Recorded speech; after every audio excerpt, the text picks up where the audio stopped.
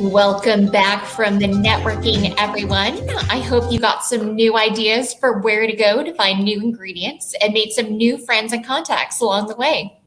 We've got a new poll up and are interested in hearing from you. How does Plant Forward factor into your operations brand messaging? Take a look at the options for responding and let us know through the poll. If there's one thing that the past 2.5 days have taught us, it is that there are many roads to Plant Forward and so many ways to apply this big tent approach towards planetary sustainability and public health. In this next session, we're going to hone in further on how our chef presenters shaped their own ethos for themselves in order to define and distinguish their personal Plant Forward identity and culinary philosophies. Our first presenters are joining us live from Tokyo, Japan, where it is, I think, 3 in the morning now, where Daisuke Nomura is chef owner of Sougo restaurant, and his cousin, Kazumi Masuda, is founder of Tokyo Cook, the cooking school that lives inside the restaurant. Daisuke is also one of our Plant Forward Global 50 Chefs, a joint collaboration between the CIA and EAT Foundation to identify a must-know global list of 50 chefs and restaurants who are advancing plant-forward food choices, each in their own way and providing inspiration for change. Hello, Daisuke. Hello, Kazumi. Hi. How are you? Doing well. We've got a PowerPoint presentation I think you're going to walk us through. Yes, we're ready. Mm-hmm. Thank you. Hi, this is Daisuke Nomura. This is Kazumi Masuda. We are presenting Shojin Ryori from Tokyo. Let's. Can you go to the page maybe 3? Yes, thank you. So let's start by introducing Shojin Ryori. Shojin Ryori is Japanese Buddhist cuisine which has more than 1,000 years of history. It's plant-based meal, but more importantly, it's spiritual and process-oriented meal. The word Shojin indicates practice or training. Eating and cooking are both important Zen practice to be mindful and gratitude. It teaches that we have to enjoy meal by having a thankful heart by being aware of all the contribution and sacrifice involved in the food, such as farmers, suppliers, cooks, and the lives of the food. And it also teaches that we have to cook with joy and sincere heart to make someone happy and healthy, because it will navigate you to cook nourishing and tasty food with what you're given. And the photos on the slide, these are very typical Shojin Ryori dishes served at temple for monks.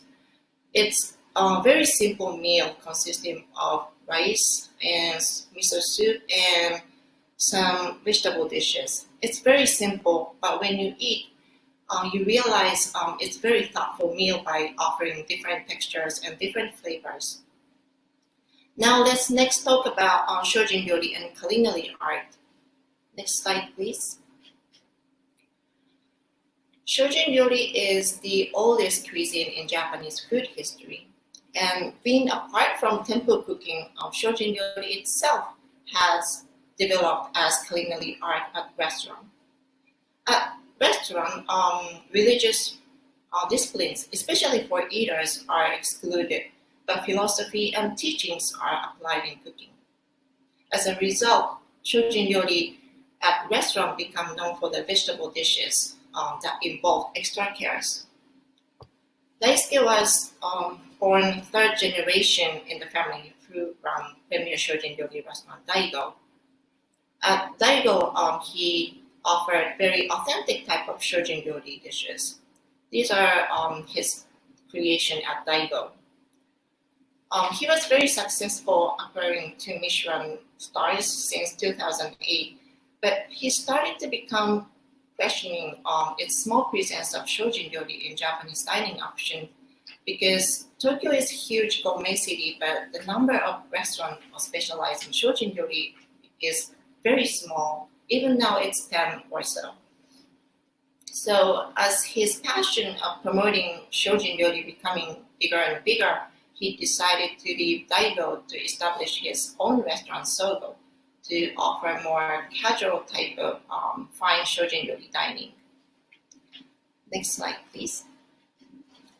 At Sougo, he enjoys offering shojin ryori dishes with a little twist of modern approaches. He brings in new ingredients, new cooking techniques, and new presentation in this historical cuisine. For example, the photo on the left, that's jelly salad.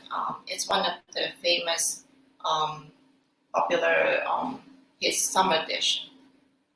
It serves watermelon, green tea somen noodles, mushrooms, corns, cucumbers, and yams, and nori seaweeds in umami jelly. For example, in this dish, watermelon and corns are new to authentic Japanese flavor.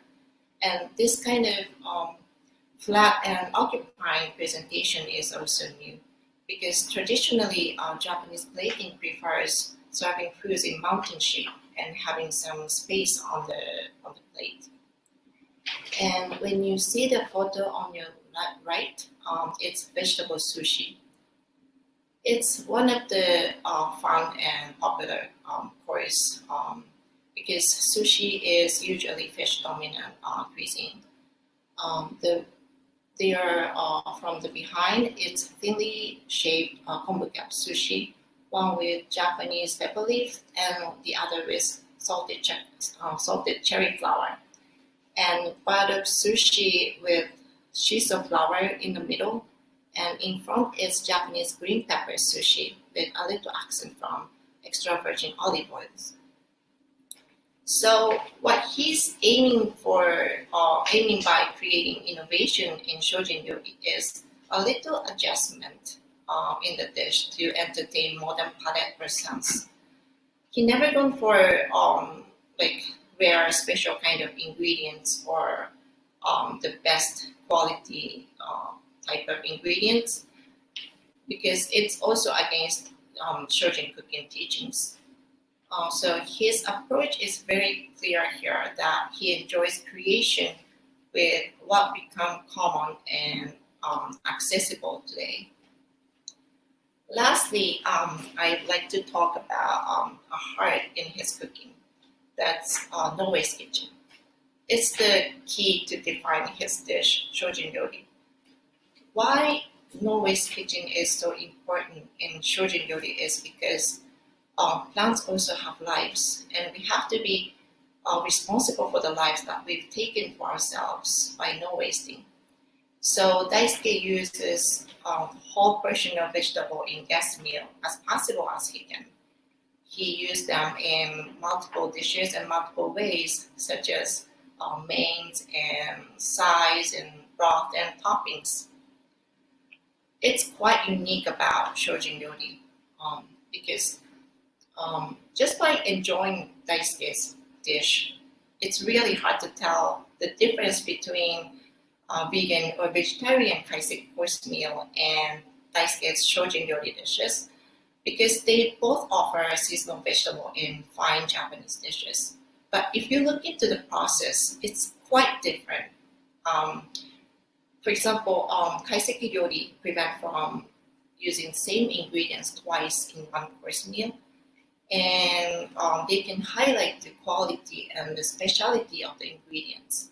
But on the other hand, Daisuke's shojin ryori uses he cooks good quality vegetables, but it's more accessible. And since he respects the no waste kitchen, it can be more cooking techniques or cooking process centered. And sometimes when we talk about this, many times, like people think that shojin ryori must be cost efficient, but actually it's far from efficiency because the portion that are discarded are simply not the best part to eat. They are usually too hard or not flavorful or skins or stems. So it requires more ideas and techniques and experience to make good food with those portions. And it usually takes more time and effort. But Daisuke says he likes it because there are more reasons that chef needs to be there in the process. And if he can create very good food to impress people, they will change their mind to treasure those portions instead of throwing away. And it's simply nice. And as a Shojin chef, he always happy when he can make this happen. Let's now move on to Chef Daisuke Nomura's cooking demonstration. With seasonal bamboo shoot, he will show 3 dishes that present traditional Japanese dish and Nomura's kitchen idea dish and innovative Shojin料理 dish. はい、ではこれが生のタケノコです。これから調理をしていきたいと思います。はい、ではタケノコを切っていきたいと思います。まずこっちの根元の方を切ります。ここからアクが出てきます。穂先の部分を切ります。剥くときに剥きやすいように切れ込みを入れます。あまり深く入れすぎないように気をつけてください。では、切ったタケノコを米のとぎ汁に入れます。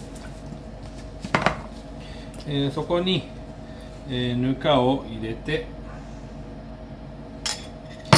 鷹の爪を入れます。はい、でこれを火にかけます。切れ込みから皮を剥きます。いっぺんに剥くことで姫皮が無駄なく取れます。たけのこを掃除します。まず、穂先の硬い部分は落とします。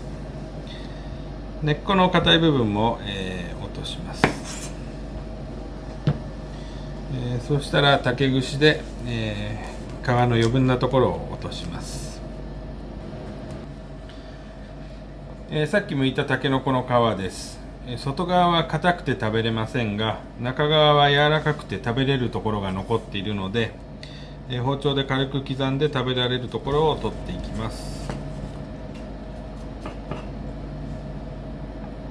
こういう部分です。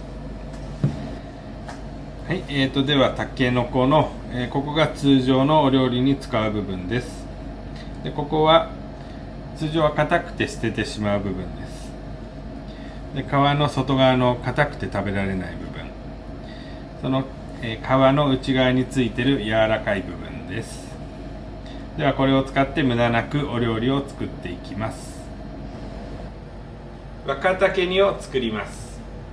若竹煮はたけのこを使った伝統的な日本料理です。ではたけのこを食べやすい大きさに切ります。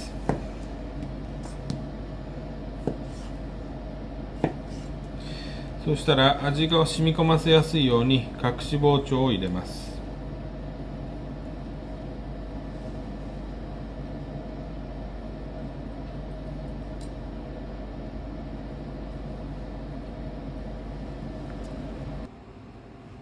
たけのことわかめを10分間弱火で煮たら、醤油とみりんで味をつけ火を止めます。半日、最低でも3時間はそのまま冷ましておきましょう。これを温めて盛り付けます。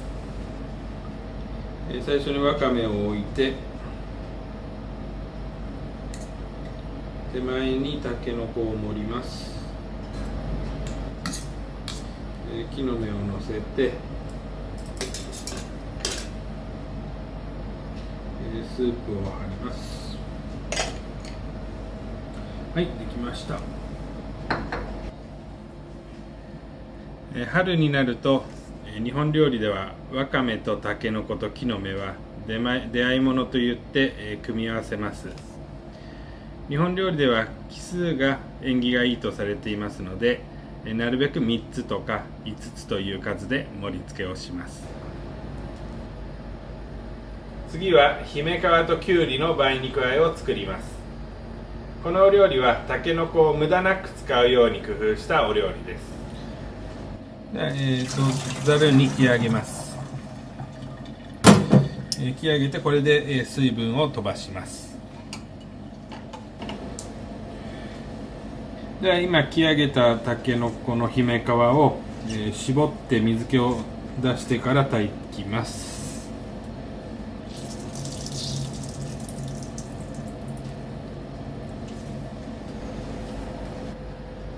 姫皮が沸いてきたらお醤油を入れて味付けをします。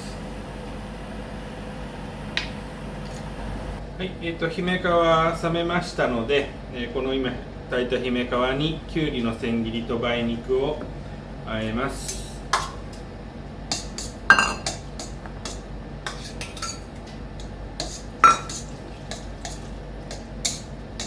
はい、これで姫皮ときゅうりの梅肉和えの完成です。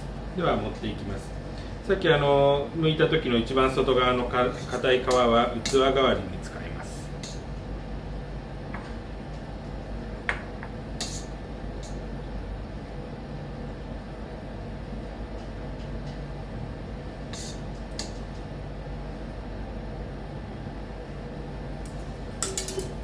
はい、完成です。このお料理は普段あまり使わない皮の部分まで無駄なく使ったお料理です。若竹椀を作ります。現代の調理技術を取り入れた新しい精進料理の提案です。はい、では沸いたたけのこを切り上げます。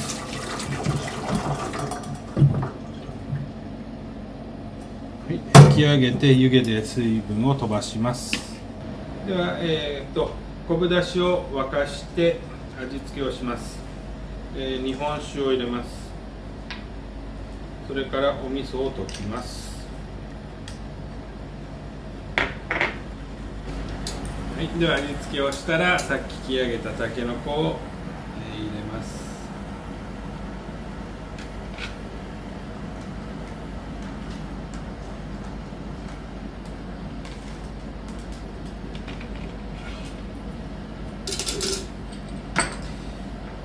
これでひと煮立ちしたら火を止めます。お味噌は、入れたら沸かし返さないようにしてください。ではあとこれは、冷めたらこの加工ジェットの容器に移し替えて冷凍します。先日冷凍したものを、機械にかけて冷凍粉砕していきます。はい、では冷凍粉砕が終わったのでこれを鍋に移して温めます。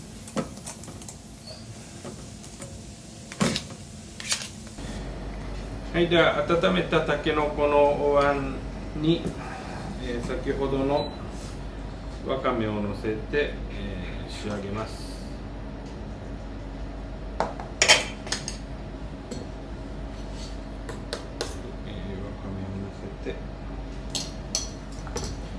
最後に木の芽をのせます。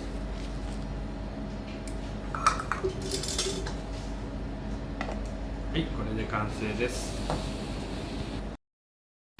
このお椀もたけのことわかめと木の芽を使ったお椀です。伝統的な食材の組み合わせですけれども、機械の進歩によって今までできなかったようなお料理もできるようになってきました。このお料理は伝統と新しい進歩の融合したお椀だと思います。That was amazing. I see lots of comments in the chat also talking about what beautiful photos Daisuke and Kazumi were sharing with us. And I just love the way that they've melded that traditional side and those precepts coming from the Shojin Yori, but innovating it and bringing it to a new audience. So thank you so much to Daisuke and to Kazumi, especially for staying up late with us. We're going to let them get back to bed now. And now we're jumping back to this side of the Pacific Ocean to visit Mimi Williams in Los Angeles, a celebrated chef who debuted an all-vegan comfort food-esque tasting menu at her restaurant Counterpart Vegan last year. Let's check out this video on how Mimi's carrot ravioli exemplifies her plant-forward culinary philosophy. Hi, I'm Mimi Williams, the executive chef and partner at Counterpart Vegan Restaurant in Echo Park, California. I'm also working right now as the consulting chef at Bardona in Santa Monica. Today, we are going to make a beautiful carrot and kale ravioli with a cashew ricotta and a beautiful, rich carrot coconut cream sauce. It's right on track with some of the most amazing spring produce coming out of the ground. We've got color, crunch, texture, contrast. It's going to be beautiful. To start building our beautiful ravioli, we have the 4 main ingredients that we're going to need. First, we have our carrot pasta dough, which starts with carrot juice, water, and our semolina flour. We have our braised kale with our garlic and onions, our cashew ricotta made from tofu, cashew, salt, and nutritional yeast. And then we have our roasted carrot cream sauce with roasted carrots and coconut cream. One of my favorite components of this dish is the tofu cashew ricotta. I'm really big on making my own vegan cheeses. It's so simple and so rewarding. The yield is great. It's universal. You can utilize it for pasta, sandwiches, pizza, literally good on anything. So to make our cashew tofu ricotta, we start by extra firm tofu, cashews that we've had soaking overnight, nutritional yeast, which adds that tangy funkiness that you expect with cheese. We have garlic, salt, water, and lemon juice. We're just gonna take all of this, blend it together until it's smooth.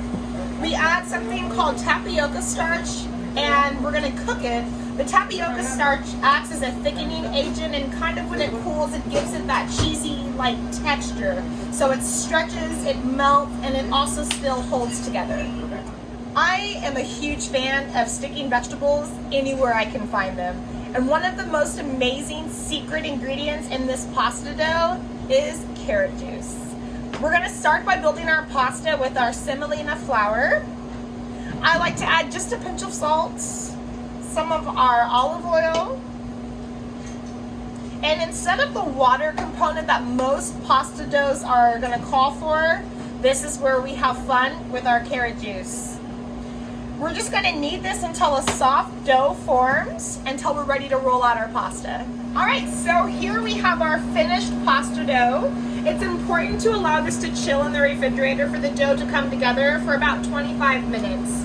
After we have our dough, you can either use a pasta machine and roll your dough out into thin sheets, our old school traditional with a nice rolling pin. Takes a little bit of elbow work. Once we have our pasta dough rolled out, we're going to add them or put them on top of our pasta mold. We're going to start filling our raviolis with our ricotta and our braised kale. Just a little spoonful of each. Once we have all of our pasta molds filled, we're going to top with the other sheet of pasta and start cutting them out. Now that we have our pasta rolled out, we have these cute, perfect raviolis. We're going to cook them for about 3 to 5 minutes in a pot filled with salted boiling water. Our carrot coconut cream sauce has all of the components that you want for a thick, rich, savory cream sauce, perfect to cook pasta. We start by sauteing onion, garlic, and roasting our carrots. Once our carrots are out of the oven, we're gonna puree everything and add a little bit of coconut milk, some kosher salt, and olive oil. The last and final step, my favorite part, plating. This is where you can just kind of let loose and have fun with it, be creative. I started by adding a little more of the sauce that we tossed the ravioli in after cooking. We have some beautiful edible flowers and pea shoots and sugar snap peas that are just right on track for spring. And lastly, topped with a very savory, sweet, crunchy carrot gremolata. We dehydrated, guess what? More carrots, toasted bread, and olive oil, garlic, citrus peel, and fresh herbs. It's a wonderful addition to any pasta.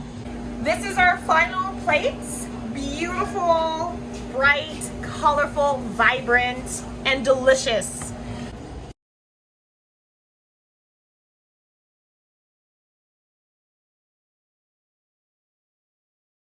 So I just wanted to welcome everybody to Meet the Chef with Mimi Williams.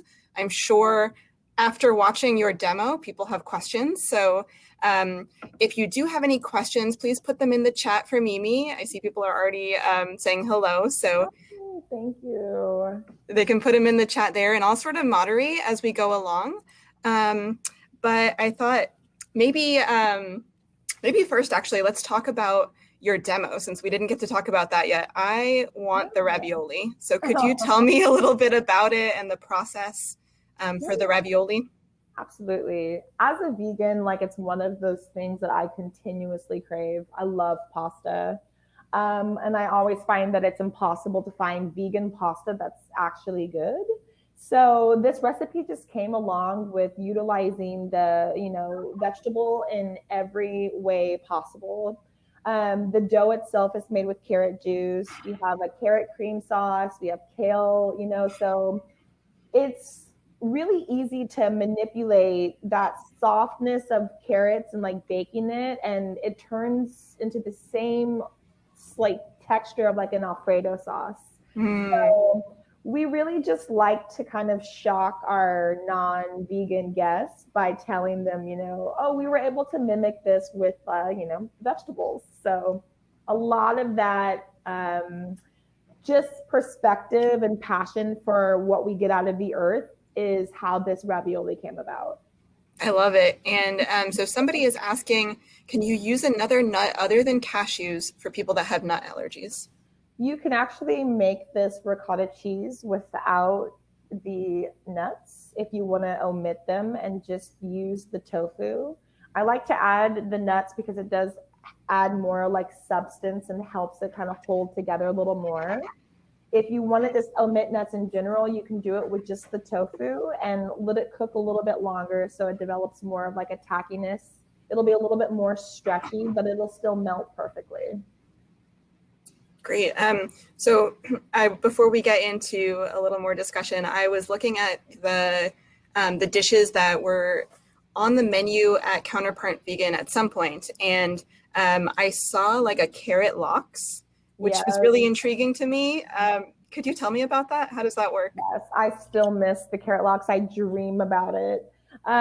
So we took the approach of smoked salmon, the flavors, kind of the texture, and we, really were like, I miss a lox bagel. And I'm sure a lot of our, vegan friends do as well. So the development of thinly like slicing that carrot, marinating it and letting it sit in the same technique that we would with salmon, it created this almost fishy texture of, how the carrots are prepared because they're cured. And then we flavored them like smoked salmon. So it is one of our highest selling items, and our vegan friends would come and buy the carrot lox by the pound because it was something that they were just like, I've never had. And I actually crave this more than I crave salmon. So it's one of those things that, people are still emailing me about. Yeah, I bet. It sounds amazing. And for people with fish allergies too, it's a great substitute, I'm sure. It's really easy to kind of manipulate anything into turning it into bacon or like a protein. It's just really mimicking those flavors that customers are expecting and applying the same technique as you would to the protein to the vegetable, and then it opens up a door where you can make anything vegan. I joke that I can make a shoe taste good. So.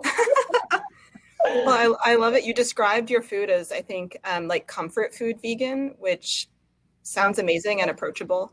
Yeah.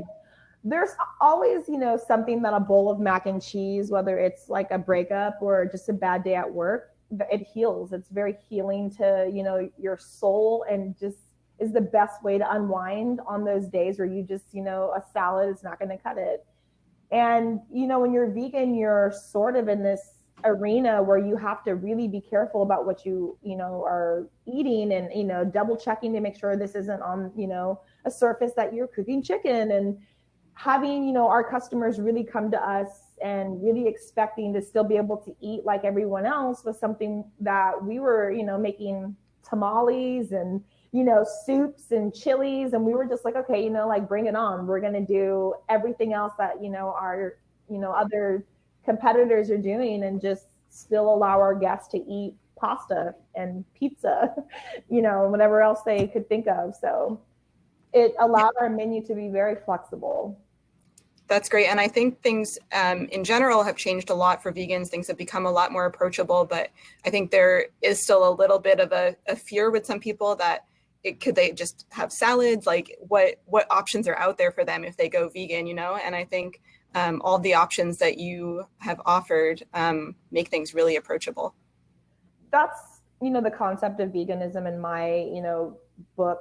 It's something where you shouldn't be missing out on anything.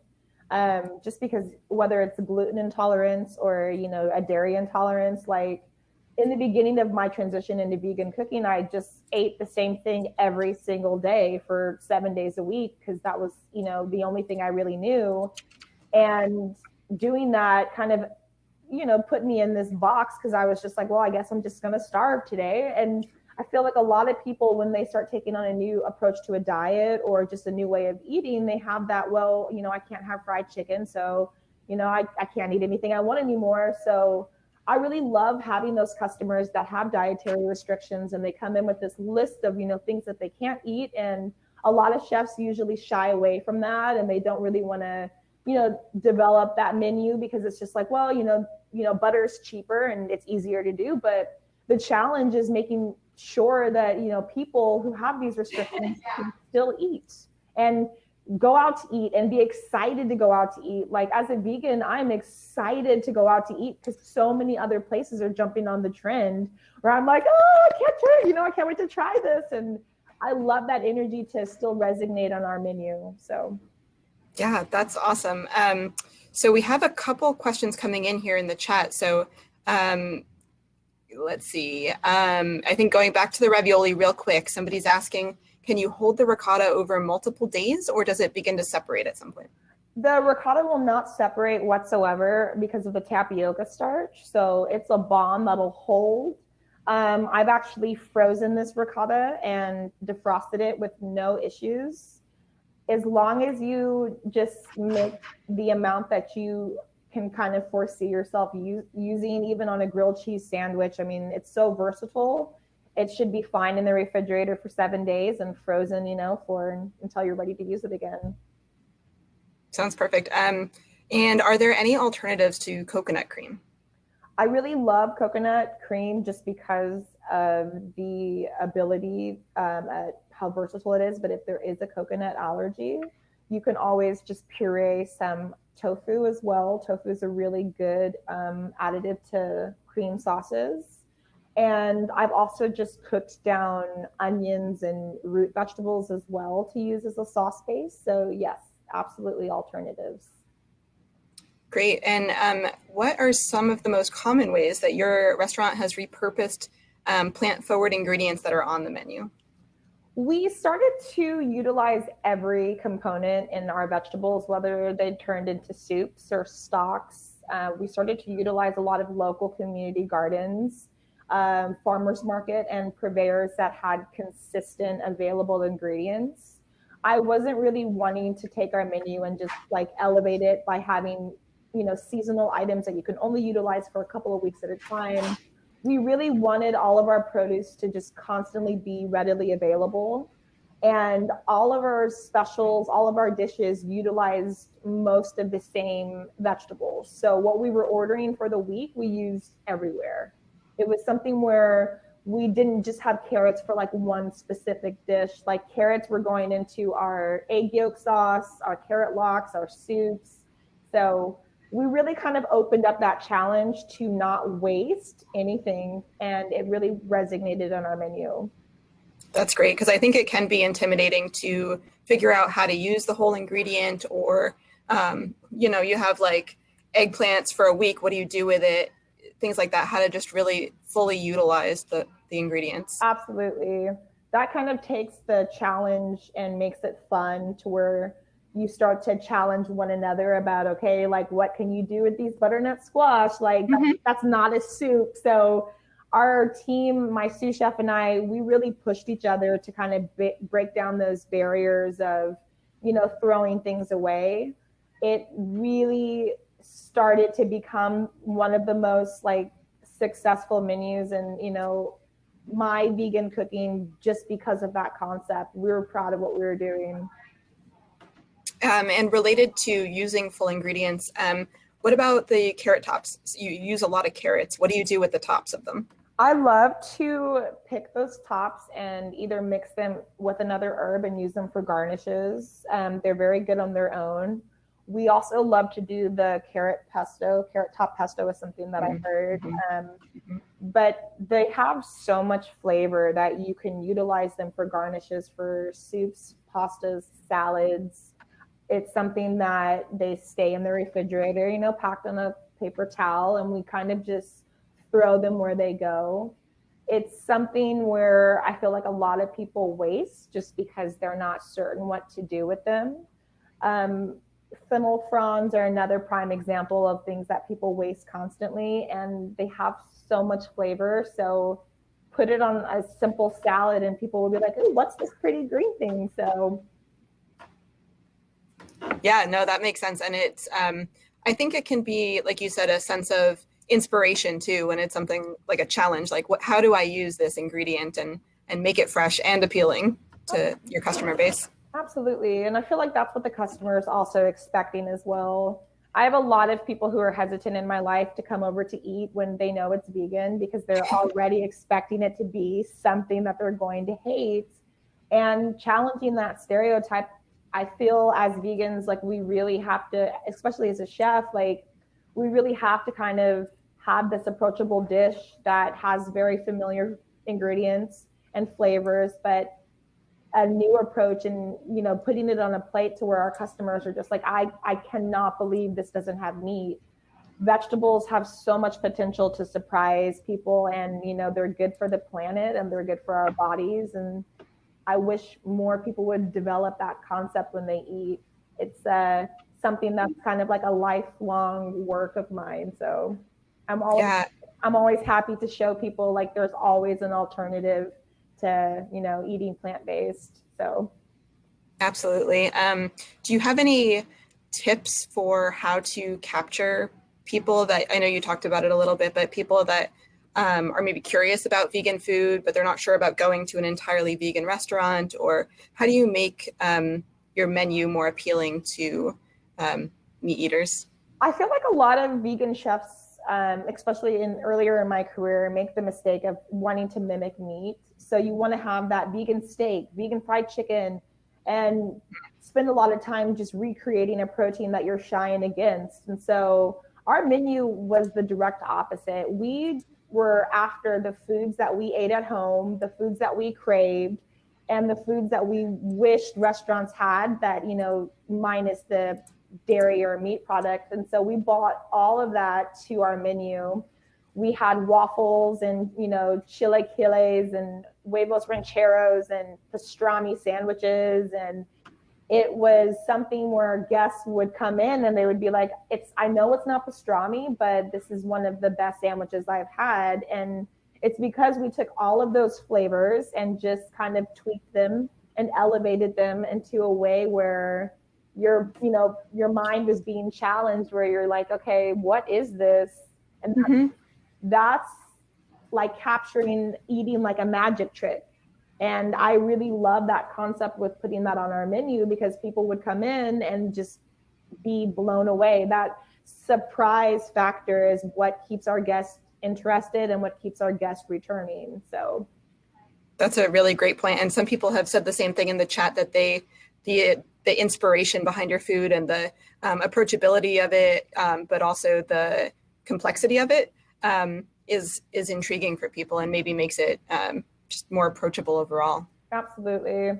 That's my philosophy, is food should always have a bit of a mystery to it. I'm always trying to figure out what this ingredient is or what this taste is. And that's what, you know, elevates my cooking style, and having that passion just constantly, you know, the wheel in motion is what helps this menu just continue to change and add and grow. So it's exciting stuff. Absolutely. Could you talk a little bit about how you got into veganism, like your path to veganism? Have you always been vegan? What did that look like? I was pregnant, about to have my daughter, and I just started having a real issue with consuming something that was living. like consuming life while I was carrying life, like just really was something that was making the way that meat even tasted in my mouth, like impossible to eat. It started to make me sick. And I was just like, I really have to figure out another way to eat and be healthy for my daughter as well, because it just wasn't working for me. So I had my daughter and went vegan for the entirety of the rest of my pregnancy, and then when she was younger, and just started making cheeses and other things that we both really wanted to eat. And she was opposed to it, but it really kind of opened up a doorway for me to go even further than just making cheese. I really adapted it as more of a lifestyle than like a diet. It became being aware of the earth and not taking overconsumption. Everything just sort of tied into having this new young life and contributing to like her future and my health as well. So great. And have you did you face any challenges either in the beginning of the journey or throughout the journey to veganism? Oh, absolutely.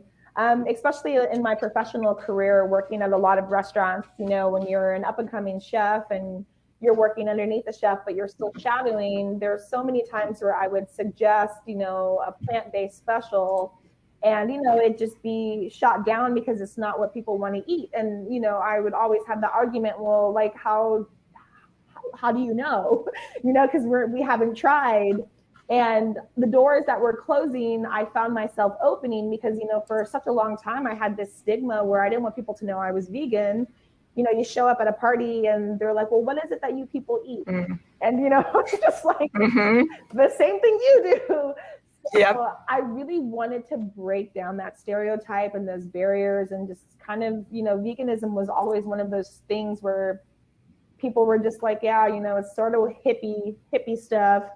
And I see veganism on such a trend now that I just sort of sit back and giggle because I'm like, see, I told you guys, like I've been telling you for years.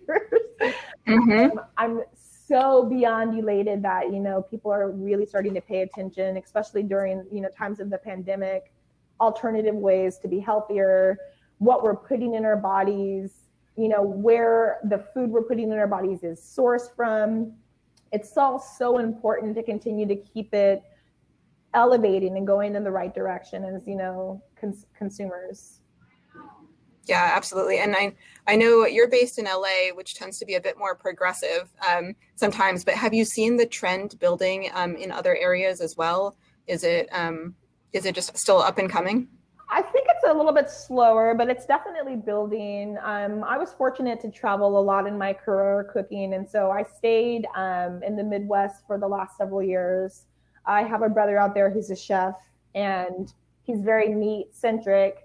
And, the trend now is definitely more plant-based. And so it's funny to kind of have, colleagues and family members asking for recipes that, they're curious about because, I need something lighter, or I need something that, doesn't have meat in it. And it's really amazing to see that people are now starting to be, like you said, progressive and accept the fact that, yeah, there's a little bit more to eat than bacon. And it's exciting to see people want to push themselves and be more curious in ingredients that are a little bit more tricky to manipulate. That's skill set, and that's always kind of like developing where you can take things. I'm excited. Yeah, no, it's great to see everything move in that direction. And so, speaking of different vegetables that people might disregard sometimes, is there a particular vegetable that is often thrown away, like you mentioned, fennel, fronds? Is there anything that speaks to you that other people often disregard? I feel like vegetables as a whole, apples that are bruised, an onion that may have a brown spot on it, a carrot that doesn't seem, like it's too fresh. We take all of that and we either make a stock out of it, or we're making it into a soup or a sauce. Like, those are the ingredients that I'm like, bring it to me. We're going to see what we can do. And, if it's completely wasted, we're taking them to a place that we can compost to grow more ingredients. And that approach with just knowing that there's always something to do with, you know, what you think you might be throwing away is just kind of within us. I see fennel fronds and carrot tops, and like I see pretty green garnish, or I see a delicious contrast to a salad, or, you know, thrown into a smoothie, and people are like, what is in here?